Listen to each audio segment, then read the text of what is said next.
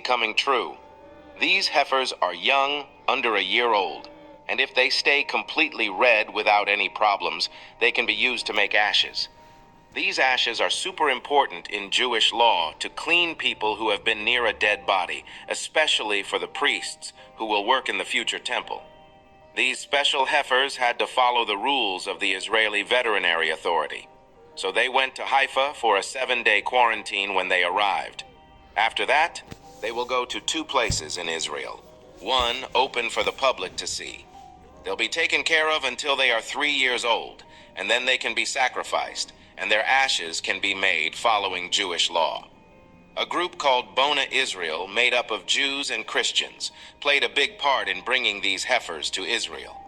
Byron Stinson, a rancher from Texas and an advisor for the organization, raised these special cattle.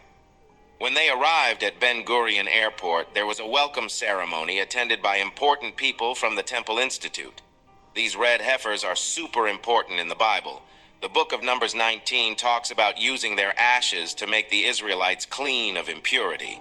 These ashes were really important for special rituals in the temple. So seeing red heifers today is like a sign for many people that the third temple is going to be built, and it's connected to the return of Christ. According to tradition, 9 red heifers have been sacrificed since the time of Moses, but none since the second temple was destroyed. Rabbi Maimonides said that the Messiah himself would sacrifice the 10th red heifer. So when these 5 perfect red heifers from Texas arrived in Israel on September 15th, 2022, a lot of people saw it as a prophecy coming true and a big step toward building a new temple. The rules for a red heifer are strict under the Mosaic law. It must be without defect or blemish and should never have worn a yoke. The process of sacrificing a red heifer involved special rituals, like using a female animal, sacrificing away from the entrance, and the specified color of the animal.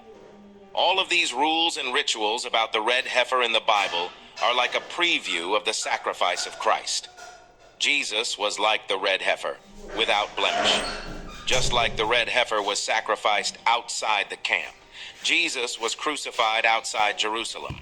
And just as the red heifer's ashes made people clean from death's contamination, Jesus' sacrifice cleanses us from the punishment and corruption of sin and death. Further, there was the rediscovery of the ancient Pool of Siloam. The Pool of Siloam was another discovery, a place 53 feet long, 18 feet wide, and 19 feet deep. Skilled hands crafted it using natural rocks. Sadly, it was destroyed when Babylon attacked Jerusalem and the Second Temple. But here's the good news. It got rebuilt during Nehemiah's time and became even bigger when Herod the Great was in charge. This pool was a special place where poor and sick people came for healing. It was super important during the Feast of Tabernacles, which celebrates the time when the Israelites got free from Egypt. The Festival of Booths, or Sukkot, is a big deal in Judaism. It remembers the time when they got free from Egypt and survived in the desert. People build temporary sukkahs, like their ancestors' shelters in the wilderness. Sukkot is a way of saying thanks to God and asking for rain. It's a celebration happening in Jewish communities all around the world. During Sukkot, a priest used to get water from the Pool of Siloam in a golden pitcher, singing psalms and being happy. Then he poured the water on the altar's west side, showing something special from Isaiah chapter 12, verse 3. Isaiah chapter 12, verse 3 says, "With joy you will draw water from the wells of salvation."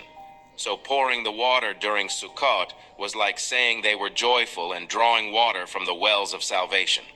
It's like a happy ceremony during the Festival of Booths, and the Pool of Siloam plays a big part in it. Even though the original pool was destroyed, it was rebuilt, and people continued to celebrate and find joy in their traditions. After the rebuilding of a Pool of Siloam, a water libation ceremony took place. On October 12th, many people came together for a special ceremony called the Water Libation. It's kind of like what they used to do in the old temple a long time ago. The ceremony was led by special priests, Kohanim, who wear special clothes, and Levites, who play musical instruments. They started in the old city of Jerusalem at Shahar Hashpot, and went to Shiloh, also known as Siloam Springs, following the same paths as they did in the time of the Old Temple. During the parade at each stop, people chanted, danced, and played silver trumpets. Important rabbis supervised the event, and the group had a golden jug filled with water from the Shiloh pool. They returned to the mountain summit, where they set up a model altar and tools, just like in the Old Temple. The altar was decorated with big leafy branches, continuing the ancient temple tradition. The ceremony ended with the priestly blessing and the Hakel ceremony, which only happens once every 7 years. Even though the Torah doesn't mention the water ceremony, people see it as part of what Moses taught orally. It's like a happy holiday. This ceremony used to go on in the Old Temple for 15 hours, and the celebrations would continue all night until the next morning when the temple service started again. People from all over the world came to take part in the Sukkot celebrations, making it a day of worship for everyone. In the last 6 days of Sukkot, they did a water ceremony and poured wine during the morning service. The priests filled a flask with spring water and went from the temple to the Shiloh spring at the base of Mount Moriah. 2 priests climbed the stone altar in the temple's courtyard and poured wine and water into special holes made for this ceremony. The Shiloh pool, also known as Shalom in English and Silwan in Arabic, is important in the Bible. They believe it will come back to life after they finish building the third temple. Pilgrims used to start their journey to Jerusalem at this pool for the biblical feasts. After cleaning themselves in the pool, they would go to the inner court of the Temple Mount to give their sacrifices. They found the pool in 2004 and are still digging and exploring it. According to the Babylonian Talmud, the year after the Shemitah, a special year, is thought to be lucky for the Messiah to come. A prophecy in the book of Amos says the tribe of Israel will be brought back from other nations. The Talmud also talks about the hard times that will happen before the Messiah comes. It's not clear if the Jews will build another real temple before Christ comes again, because a spiritual temple is already being built. The most important thing is to be part of God's spiritual temple by living a life devoted to God and being ready for whatever challenges might come in the end times. After the ceremony recently, a marriage also took place in Temple Mount. In Jeremiah chapter 33, verse 11, there's a prophecy that talks about a happy time with the voice of joy and the voice of gladness, showing the joy connected to the arrival of a future Messiah and the third temple.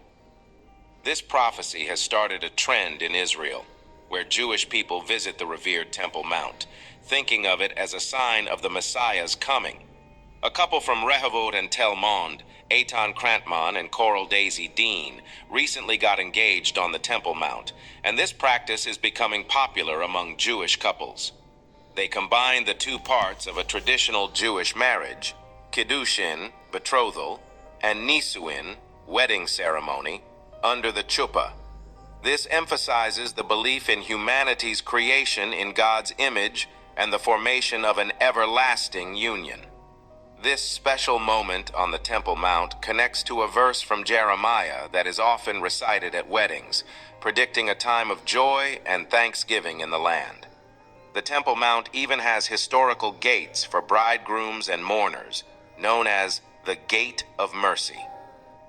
As more Jewish couples choose the Temple Mount for their engagements, they see it as the fulfillment of ancient prophecies, like Zechariah chapter 8 verses 20 and 22, which talks about people from different cities coming to Jerusalem to pray to the Lord. These events are seen as awe-inspiring and in line with biblical prophecies. So, what do you think of these warnings from Israel? Comment below and subscribe for more.